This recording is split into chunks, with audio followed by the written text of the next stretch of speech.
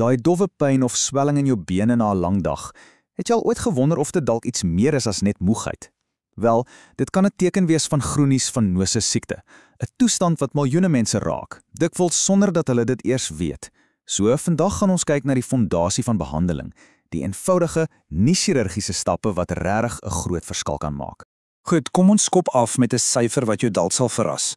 Chroniese venose siekte of CVS is glad nie 'n seldsame ding nie. Om die waarheid te sê, studies wys dit kan tot 60% van vroue in die westerse wêreld affekteer. Dink net daaroor, dis meer as die helfte. Dis nogal iets, né? Veral vir 'n toestand waarvan so baie mense nog nooit regtig gehoor het nie. En die impak is net persoonlik nie, dit het 'n reuse ekonomiese koste. Kyk, net in die VSA word die jaarlikse rekening vir die behandeling van venese sere, 'n ernstige komplikasie, op soveel as $3 miljard geraam. Dit wys jou net hoe ernstig en wyd versprei die probleem regtig is. So, wat presies is CVS? Wel, die maklikste manier om daaraan te dink is soos 'n loodgieterstelsel met foutiewe eenrigting kleppe. Wanneer daai kleppies in jou beenare nie meer mooi toemaak nie, kan die bloed nie doeltreffend terugvloei hart toe nie. En die gevolg? Druk bou op in die onderbene. En dis daardie druk wat al die bekende simptome veroorsaak. Goed, so hoe pak ons hierdie ding aan? Ons het nou gesien hoe algemeen en duur dit is. Nou gaan ons kyk na die boustene van behandeling. Ons gaan begin met eenvoudige leefstylveranderinge, dan duik ons in die krag van kompressie. Ons kyk wat se rol medikasie speel en dan bring ons alles bymekaar om die groter prentjie te sien. En hier is die goeie nuus. Die eerste en belangrikste verdedigingslyn is heeltemal binne jou beheer. Ja, leefstylaanpassings is die eenvoudigste, mees toeganklike plek om te begin en dit vorm die absolute fondament vir enige verdere behandeling wat mag volg. En wat regtig uitstaan, is hoe eenvoudig hierdie basiese stappe is.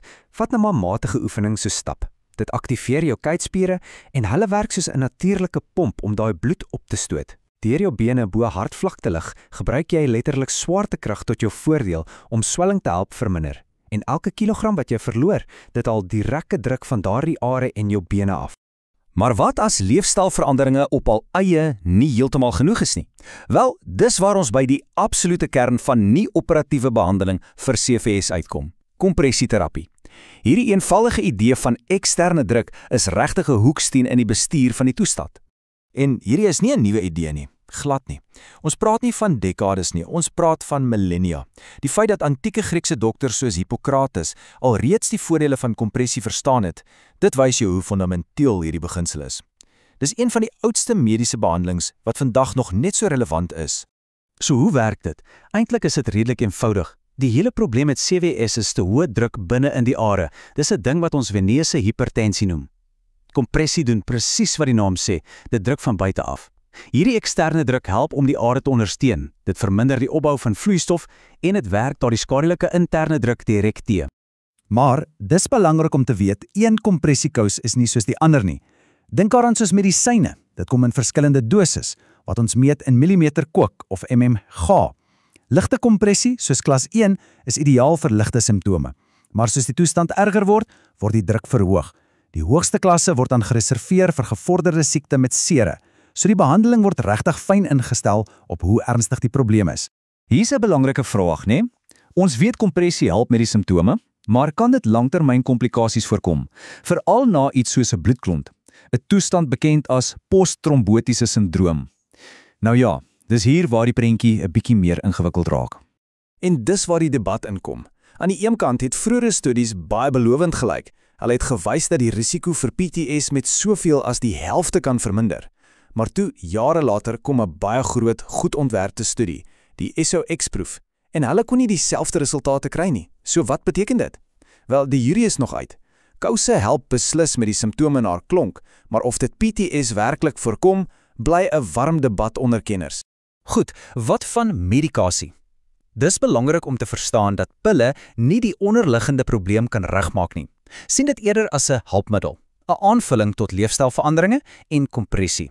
Dit kan help om simptome te bestuur en genesing 'n bietjie aan te help. Daar's veral twee soorte medikasie wat belofte toon. Die een, pentoxifilien, kan help om sere vinniger te laat genees, veral as jy dit saam met kompressie gebruik. Die ander is 'n groep plantgebaseerde middels, spesifiek een bekend as MPVF. Dit het bewys dat dit kan help om simptome soos pyn en swelling te verminder en kan ook bydra tot die genesing van seer. Goed, kom ons tree 'n oomblik terug en kyk na die groter prentjie. Hoe pas al hierdie dinge, leefstyl, kompressie, medikasie, in wanneer meer drastiese opsies soos chirurgie ter sprake kom? Veral in ernstige gevalle soos met venusse sere. En dit lei ons na 'n deurslaggewedende vraag wat in 'n baie belangrike studie ondersoek is. Dit was die ESCAR-studie en hulle het 'n eenvoudige vraag gevra: vir pasiënte met venusse sere, is kompressie alleen genoeg of is kompressie plus chirurgie beter? En die resultate was regtig treffend. Kyk bietjie hier. Hierdie grafiek wys hoeveel mense se sere teruggekom het na 4 jaar. In die groep met net kompressie het 56% weer 'n seer gekry. Maar kyk na die groep wat chirurgie bygekry het, slegs 31%. Dis 'n massiewe verskil. So, die eintlike punt van daardie studie is dit: in albei groepe het die seer ten min of meer dieselfde spoed genees.